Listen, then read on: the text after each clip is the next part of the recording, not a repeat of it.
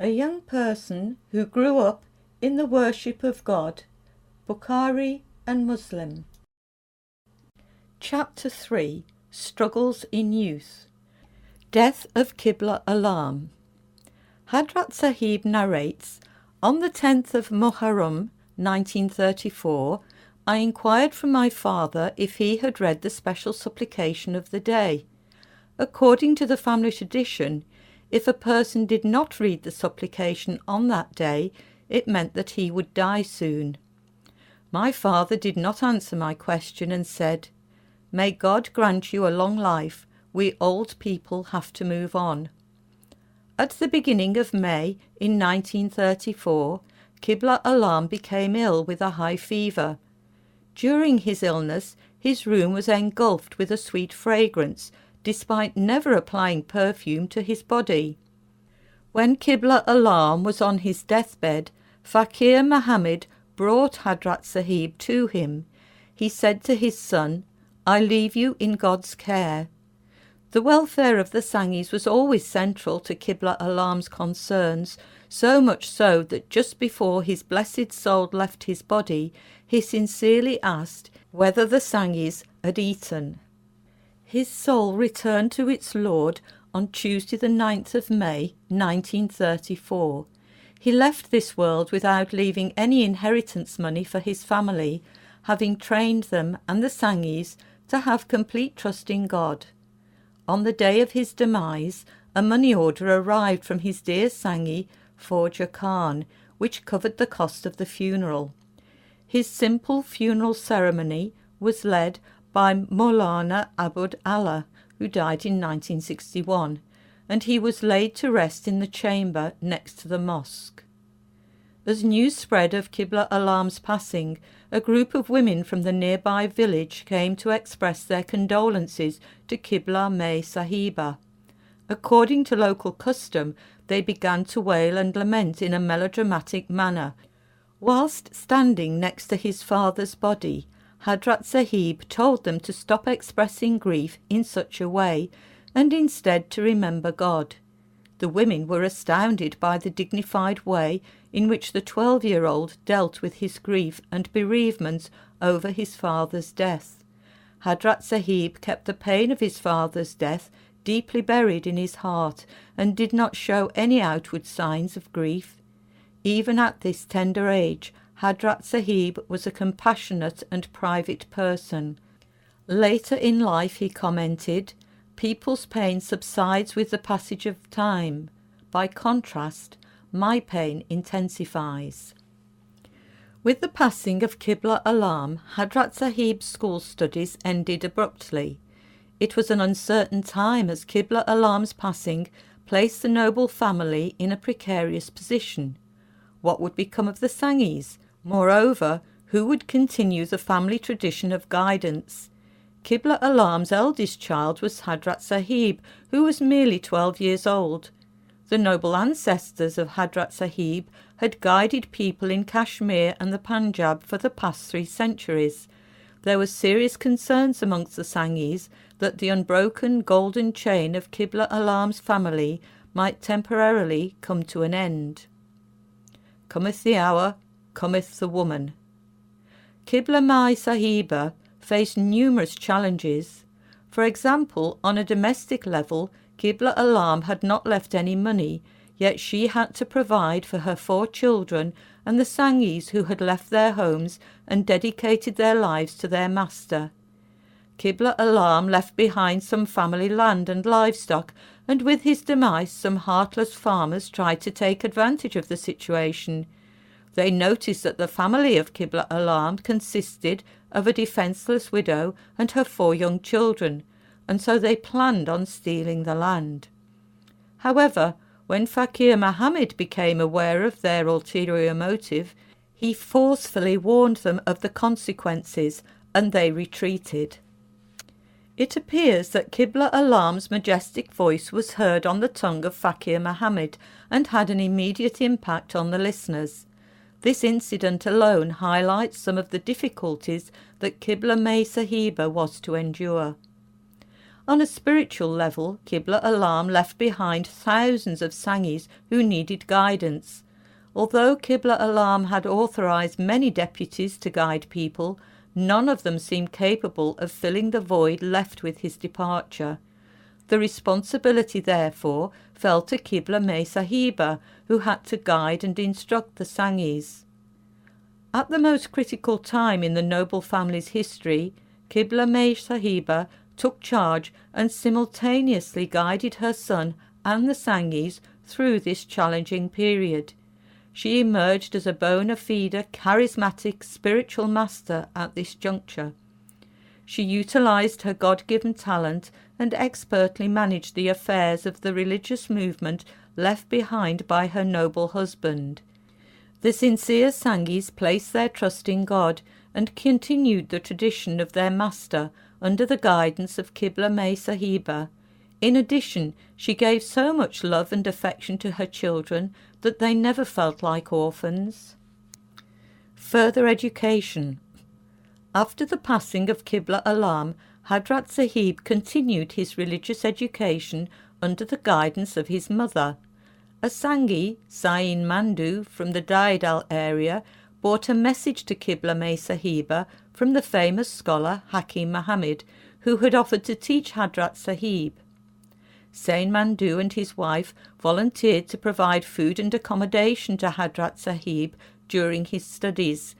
Qibla Mai Sahiba approved of this proposal, and Hadrat Sahib was sent to study with Hakim Muhammad, who taught him Persian. He was an exceptional teacher with a kind and considerate personality.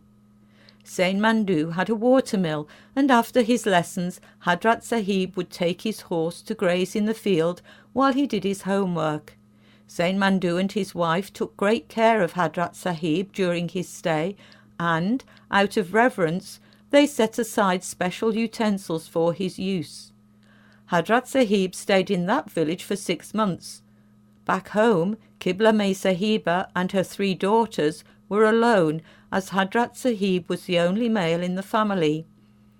The Sangis continued to visit Qibla Alam's grave and desired to meet his son, and for this reason Qibla Mai Sahiba decided to call him back home. Hadrat Sahib's education was still foremost in Qibla Mai Sahiba's mind, and therefore a new teacher was sought for him. She chose a friend of Qibla Alam, Maulana Abud Allah, who lived nearby. Maulana Abud Allah was the most prominent teacher of Hadrat Sahib, teaching him many Islamic sciences. Reckless youth. In his youth it was not in Hadrat Sahib's nature to be reckless, but as we know, association has an impact. Hadrat Sahib was staying with Maulana Abud Allah and would commute every day. One of Hadrat Sahib's class colleagues, Fadl Miran, was both a friend and a rebel who often complained about Maulana Abud Allah's teaching methods.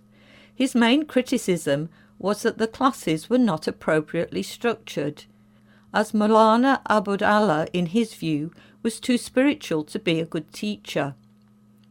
Fadl Miran left the classes of Maulana Abud Allah and went to study in Sialkot, and advised Hadrat Sahib to join him. Sialkot is a city to the northeast of Pakistan in the Punjab province and is about 155 kilometres from Mirpur, Kashmir. It is also the birthplace of one of Pakistan's greatest poets, scholars and visionaries, Allama Iqbal, who lived from 1877 to 1938. In his keenness to gain knowledge, and having succumbed to Fadl Miran's idea, Hadrat Sahib set off from his village to join him.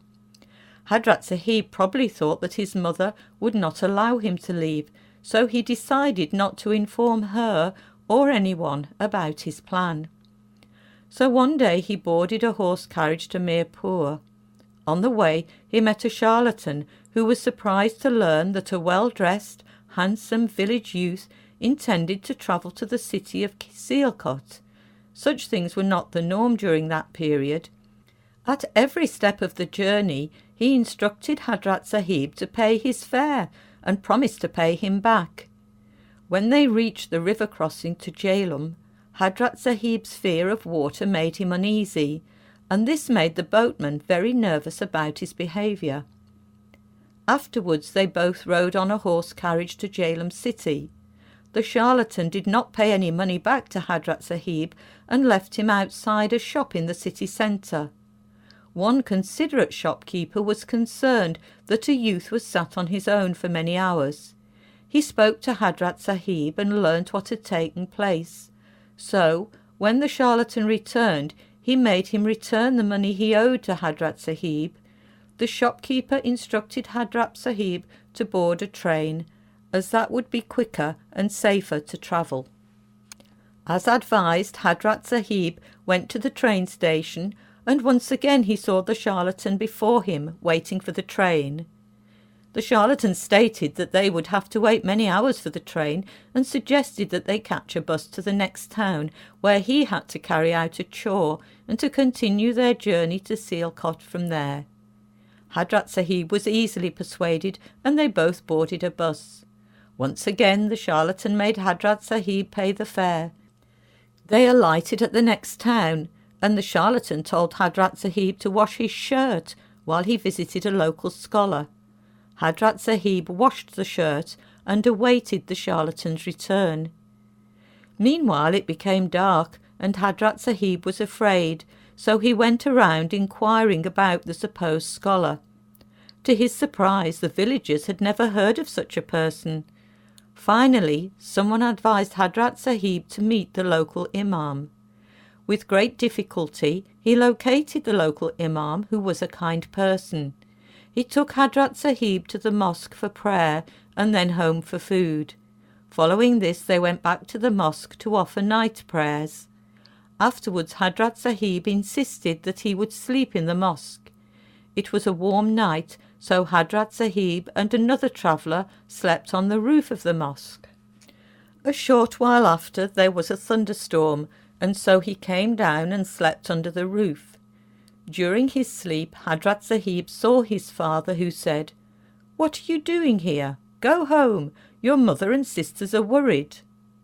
After the morning prayer, the imam offered to teach Hadrat Sahib and requested him to stay with him and his wife, who were childless. Perhaps the couple wanted to adopt Hadrat Sahib.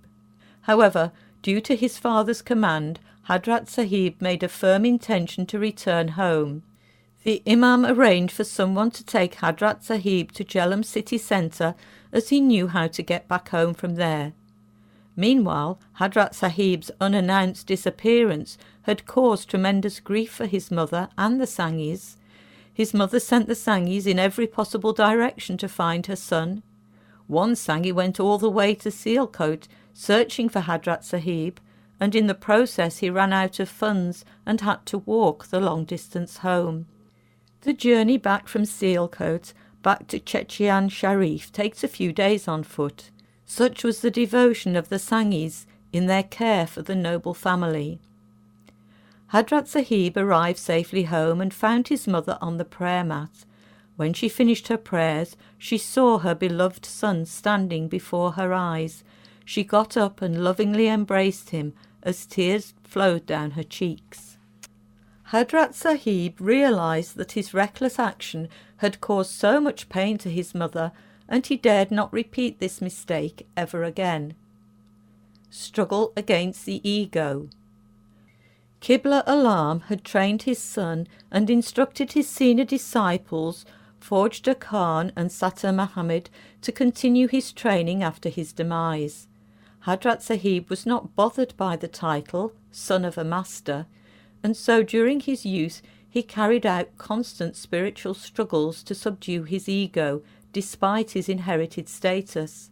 When describing the purposes of self-discipline, Imam Kushairi writes, "Know that the foundation and rationale of self-discipline are to wean the ego from that which is familiar to it and induce it to oppose its desires."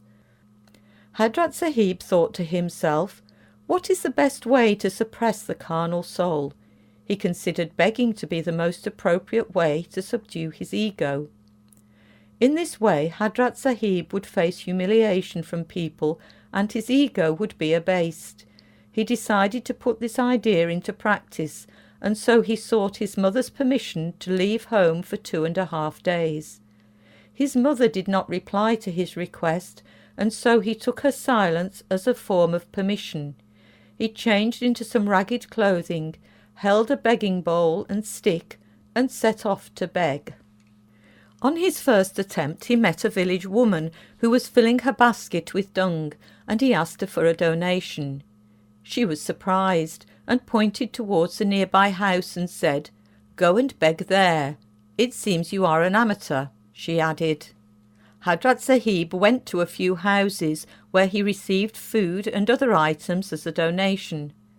Back home his mother was anxious, especially since someone had mentioned that another local young man who ventured out in a similar manner never returned home. Worried about this, May Sahiba sent Fakir Muhammad to find Hadrat Sahib and bring him home. Meanwhile, one old Sangis saw Hadrat Sahib in his begging attire and realised that something was strikingly unusual. To keep Hadrat Sahib preoccupied until Fakir Muhammad arrived, he asked Hadrat Sahib to write an amulet for him. When Fakir Muhammad located him, he convinced Hadrat Sahib to return home. Remarkably, at that young age, Hadrat Sahib was spiritually aware and mature enough to even formulate an exercise to subdue his ego, and, in doing so, had no fear of any detriment to his life or status in society. After all, to escape the clutches of the ego is by no means an easy task. Hadrat Sahib continued the struggle against his ego throughout his youth. He even began to fast regularly and often stayed in seclusion to develop his spiritual self. On numerous occasions he secluded himself for 41 days to advance his spiritual development. As an example, he once performed seclusion at the home of an old Sangi, Muhammad Hussain. For the duration of the seclusion, one Sangi took it upon himself to bring food and milk for Hadrat Sahib. Despite facing many setbacks, the Sangi never failed in his duty. After the completion of his seclusion, Hadrat Sahib was so physically weak that he was unable to stand. During these seclusions, Hadrat Sahib would spend most of his time in passionate worship, having little rest, and would eat and drink little. It comes as no surprise, then, as to why his body would become physically weak, as he underwent a great ordeal during these spiritual exercises. The divine grace that descends upon the human soul during these moments has an overwhelming effect on the physical body, which, in comparison to the spirit, is very weak. On a spiritual level, these seclusions are immensely beneficial for the soul. Due to his ill health, the Sangis arranged for a carriage for him and took him to the house of Sangi Sattar Muhammad in the nearby village. After a few days' stay, Hadrat Sahib was taken to another village where an old Sangi, Sayyid Muhammad, lived. Sayyid Muhammad had made an intention to build a mosque on his land. He related a recent dream to Hadrat Sahib about Qibla Alam, who said to him, "The Sangis are coming and our son is with them. If you want to build a mosque, then ask him for advice." Accordingly, Hadrat Sahib selected an appropriate place for the new mosque. Soon after, Hadrat Sahib was taken home, but his body had still not recovered. The situation became critical, so his mother sent a message to the trusted and loyal Sangi, Forja Khan. Coincidentally, Forja Khan's son was also unwell, suffering from pneumonia. When he received the message from Qibla Mai Sahiba, he immediately prepared to leave. Displeased by his insistence to travel upon Qibla Mai Sahiba's request, his relatives argued that his son needed him more than Hadrat Sahib. They claimed that it was his fatherly duty to take care of his sick child. After listening to their conversation, Forja Khan replied, "Everyone has his priorities. I would not only sacrifice my son, but many like him for my master. I shall go without delay, and with the blessings of my master, my son's health shall improve." When Forjar Khan finally arrived in Chechen Sharif, Hadrat Sahib had been bedridden for 40 days. 4 leading Sangis put the Holy Quran on Hadrat Sahib's chest and held a sheet by its 4 corners over him and began to rotate the sheet, reciting the verse, "None but He can reveal as to who when it will occur." Having undergone this spiritual treatment at the hands of these sincere Sangis, Hadrat Sahib regained his health. Hadrat Sahib carried out a similar seclusion for 41 days in a mosque near Dudyal. During this seclusion he also fell ill, and an old Sangi, Amir Ali, saw Hadrat Sahib's parents in a dream. Both were travelling towards Dudyal and said, "We have come to visit our son who is ill." On another occasion, during a hot summer season, Hadrat Sahib performed a seclusion in the home of Hayat Ali in Kotli. Due to the intense heat, all the Sangis slept on the roof in the open air. Despite the heat, Hadrat Sahib remained indoors in humid conditions. At midnight, Hayat Ali went inside to see if Hadrat Sahib needed anything. Hadrat Sahib inquired if there was any yogurt, water and salt in the house. Hayat Ali brought them to Hadrat Sahib, who instructed him to take an orange from his shoulder bag before splitting it into 2 to share it with Hayat Ali.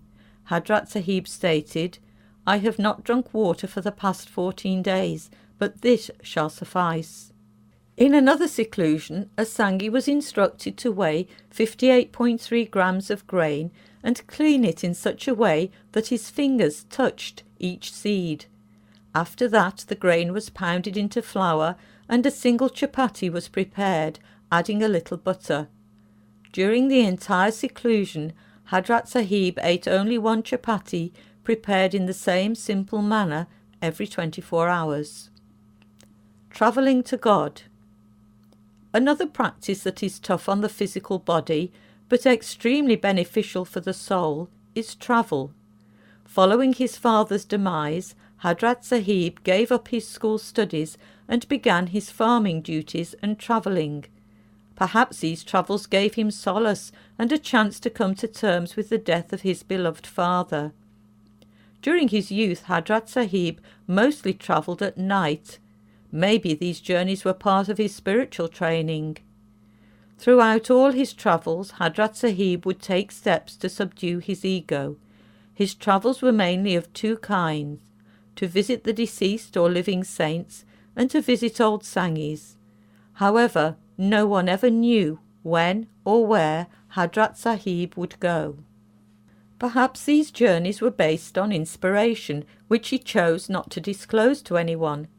Hadrat Sahib would travel in a discreet manner with a few selected Sangis because he did not want to attract any undue attention. He would instruct the Sangis that if anyone made inquiries about him, that they should not mention who he was, but merely state that he was a humble servant of God. He loved visiting shrines, and his practice was to enter the sanctuary and cover his head with a shawl and sit quietly in meditation. His aura in this state was such that no one dared to approach him. In his early travels, Hadrat Sahib rarely spoke during the journey, as he would be preoccupied with reciting the Holy Quran, silent remembrance of God, or general litanies on his rosary. Once, Hadrat Sahib travelled at night with 2 Sangis to the home of Faid in Dudyal. Faid, who was a young boy at the time, relates, "One winter night, someone gently knocked at our door. My mother woke up and inquired who was at the door. There came no reply. Then my father woke as well and thought it must be a traveller who needed to spend the night in the house. This was a common practice in those days. There was another gentle knock, and again no one responded to my mother's call. When there came a knock for the 3rd time, my mother said, 'If you do not speak, then I might say something impolite.' 'Auntie, open the door,' came the reply. My father and mother instantly recognized Hadrat Sahib's voice and rushed to the door to welcome him. Once inside the house, Hadrat Sahib sat on a wooden prayer mat and offered his night prayers. my father tried to lay some bedding for Hadrat Sahib, but he refused and remained busy with the remembrance of God. He struck his walking stick 3 times on the ground and instructed my father to put linens on the floor for the 2 other Sangis. Hadrat Sahib slept on the wooden prayer mat and left before I awoke. Marriage. According to the family's tradition, Hadrat Sahib's marriage was arranged at an earlier age by a female Sangi, Shafana B, discussed in Chapter 2. She was devoted to Qibla Alam and his family and often stayed with them because she felt at peace and was treated like a member of the noble family. She was a sensible woman and Qibla Alam valued her opinion. She began to think about Hadrat Sahib's marriage while he was young and even had clothes and other items made for the bride-to-be. When she mentioned the matter to Qibla Alam, he asked, "Who do you have in mind?" She suggested the daughter of Qibla Alam's dearest cousin and deputy, Qadi Muhammad Alam. Qibla Alam gave her permission to proceed. She approached the girl's parents, but for some unknown reason the proposal was refused. Shafana B was distraught over the refusal and was determined to find a suitable replacement for his son. She reported back to Qibla Alam and stated her intention. Qibla Alam advised her to seek the advice of his mother-in-law, who recommended the daughter of Baka Muhammad. Incidentally, Baka Muhammad was on his way to Bombay and had stopped to meet his master before the long journey. It was here that Shafana B mentioned the proposal to him, and he considered it an honour and a privilege to be part of his beloved master's family.